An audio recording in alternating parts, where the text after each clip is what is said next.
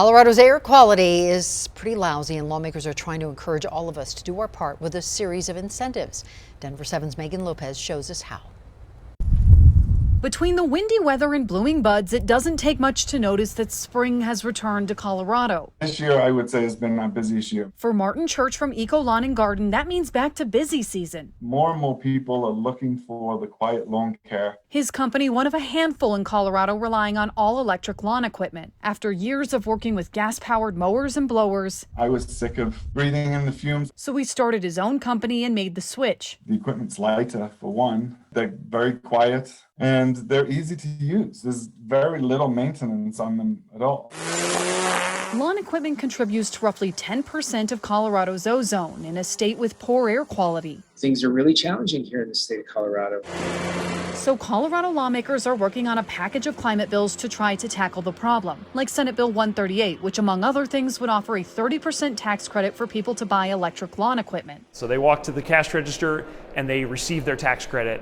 So they don't have to put extra money up front and then claim it later and, lose the receipt. Another bill would offer a 13% discount for people and businesses to switch out their furnaces. If we can switch over to heat pumps, not only do we reduce pollution, but we also drastically reduce costs because the monthly utility bills go down. And then there's Senate Bill 193, which would offer grants to districts to move to electric school buses and for low-income families to buy e-bikes. What we want to do is we want to make them cheaper.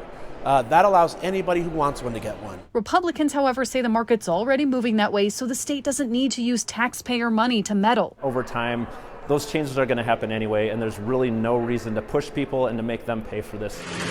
Particularly at a time when everything is more expensive. I truly believe that Coloradans know how to save themselves money. And Max Boykoff from CU Boulder admits, even with all these consumer changes, those kinds of individual actions really honestly only makes modest greenhouse gas reduction. Still, he says every little bit helps when you're talking about something as big as climate change. It's going to take some time, but we need to get started right away. Depending on your perspective, these bills are an incentive to move faster or wasted money on the inevitable. Megan Lopez, Denver 7. Another bill to offer free transit passes during high ozone months in the summer is also making its way through the legislature. It would last the next 2 summers.